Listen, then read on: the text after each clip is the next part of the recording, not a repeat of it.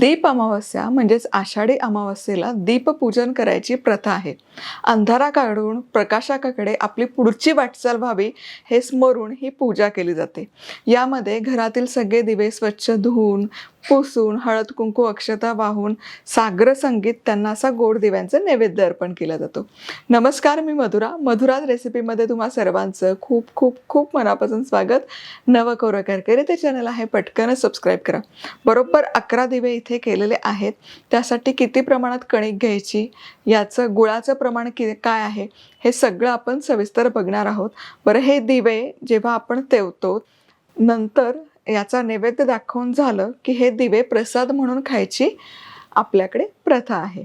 चला, साहित्य काय घेतलं ते बघूया. अशाच गोड चमचमीत चटपटीत झणझणीत रेसिपीसाठी मधुराज रेसिपीला पटकन सबस्क्राईब करा. Check the mic, Madhura's in the house. तर इथे मी घेतलेला आहे 1.5 कप गव्हाचं पीठ, पाव कप बारीक रवा आणि अर्धा कप गूळ. आता अर्धा कप गूळ आहे तर अर्धा कप पाणी लागेल आणि चमचाभर तेल. इतकं बेसिक साहित्य लागतं, म्हणजे जेमतेम 5 इन्ग्रेडियंट लागतात. तर सगळ्यात आधी अर्धा कप गूळ घ्यायचा. अर्धा कप गूळ आहे तर त्याच कपाने पाणी मोजून अर्धा कप आपण यामध्ये पाणी घालणार आहोत. गूळ फक्त आपल्याला विरघळवून घ्यायचा, वितळवून घ्यायचा, पाक वगैरे करायची नाही. त्यामुळे गुळाचे खडे मोडेपर्यंतच आपल्याला हे गरम करून घ्यायचं. गुळाच्या पाण्याला हलकी उकळी आली आणि गूळ व्यवस्थित वितळला गेलाय. आता यापुढे हे अजिबात शिजवायचं नाही. गॅस बंद करते. आता हे गुळाचं मिश्रण गरम गरम असतानाच गाळून घ्यायचं, म्हणजे गुळामध्ये काही माती कचरा असेल तर तो निघून जाईल. हे बघा, थोडीशी चुरी निघतेच माती. यामध्ये चमचाभर तेल. बरं, ही फुसफुस बाटली आपलीच आहे. मधुराजरेसिपीक्लब.com वर खरेदी करू शकता किंवा आपली आता सगळी उत्पादनं अमेझॉनवर उपलब्ध आहेत. गूळ आहे तर यामध्ये जायफळ घालूच यात. सुंठ, जायफळ, वेलदोडा असं कॉम्बिनेशन करू शकता. नगभर जायफळ घालते. आता या मिश्रणामध्ये बारीक रवा, गुळामध्ये जायफळचा इतका कमाल सुवास तरवळतो तुम्हाला सांगते. रवा मिसळून घ्यायचा चांगला.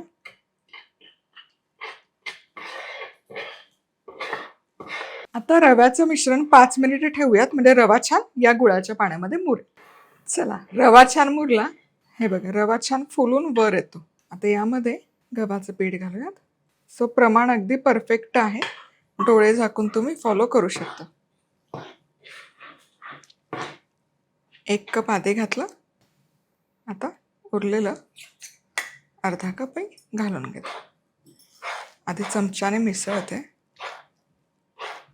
आणि याचा घट्टसर असा गोळा तयार करून घ्यायचा. आता हे पीठ जितकं मी प्रमाण दिलं ना ते अगदी अचूक आहे.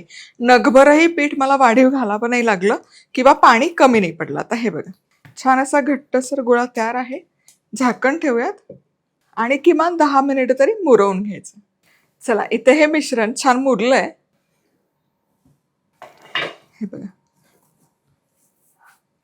छान असं घट्ट आहे पण हलकं मऊ देखील आहे.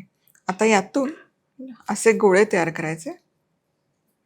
5, 7, 9, 11 या प्रमाणात पण तुम्ही हे दिवे तयार करू शकता. आता हा एक गोळा घ्यायचा, छान एकसारखा करून घ्यायचा गुळगुळीत, आणि हे असं ठेवून याची ना उभी अशी आधी वाटी तयार करायची. हे बघा, गोल गोल फिरवायचं. अशी छानशी उभी वाटी करायची आणि ही वाटी एकसारखी झाली पाहिजे. हे असं गोल गोल गोल गोल फिरवायचं आणि ही खोलगट आणि गोल अशी वाटी तयार करायची. आता ही अशी वाटी तयार झाली की एक बाजू आहे याला असा दिव्याचा आकार द्यायचा. आहे बघा, सुंदर दिवा दिसतोय की नाही. एक टोक निमुळतं करायचं आणि याला असा दिव्याचा आकार द्यायचा. आता याच प्रकारे सगळे दिवे मी तयार करते. आता हे ना दिवे वाफवून घेतले जातात. प्रसाद दाखवला जातो तुपाची वात लावून आणि हे दिवे दिव्याचंच नैवेद्य किंवा प्रसाद म्हणून सगळ्यांना वाटला जातो.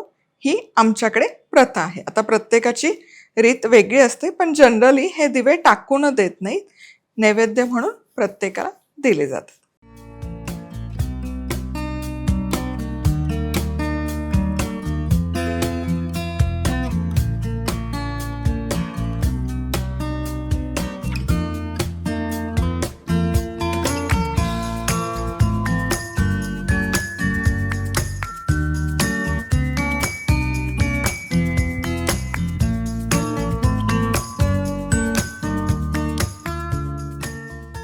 तर हे जे मी प्रमाण घेतलं ना, यामध्ये बरोबर 11 दिवे तयार होतात. आता हे तयार दिवे काय करायचं, स्टीमर घ्यायचं, चाळणी घेतली तरी चालेल, त्यावर एखादं सुती कापड किंवा मग तेलाने ग्रीस करा.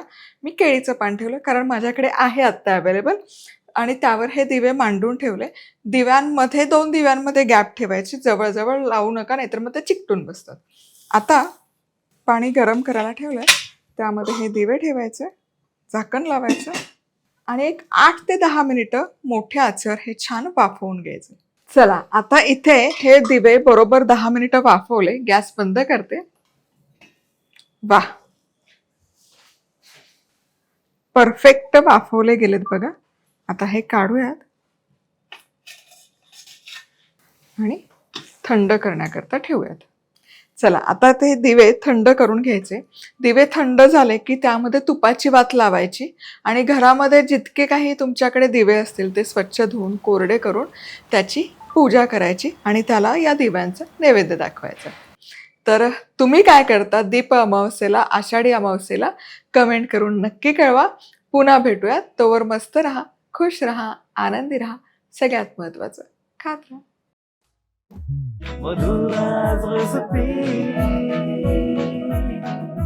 मधुराज रेसिपी, महाराष्ट्राची अस्सल चव.